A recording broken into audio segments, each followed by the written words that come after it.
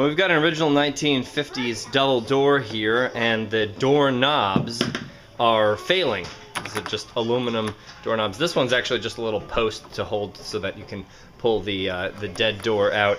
That door is, under normal circumstances, just latched right there.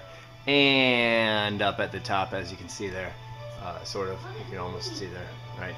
I can't see there. Well, whatever. Backlighting's terrible. My point is that this is the operable door, but it's not operable from the outside. And we got a weird kind of system. I just popped off the screws, and the outside part is this mechanism right here. And you can see that the shaft turns separately. At that point where it's narrow is actually a pivot, and the shaft turns separately from the outside and from the inside, and they're not tied to turn together.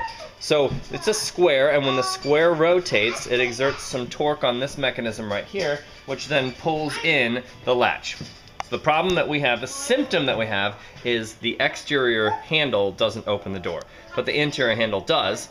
And so I just opened it up, and you see those little chips of pot metal in the bottom there. Those suckers right there were on the edges of, let me see if I can get this to actually focus. They were on the edges of this guy right here so that it could transfer the torque into an inward-outward motion of the latch.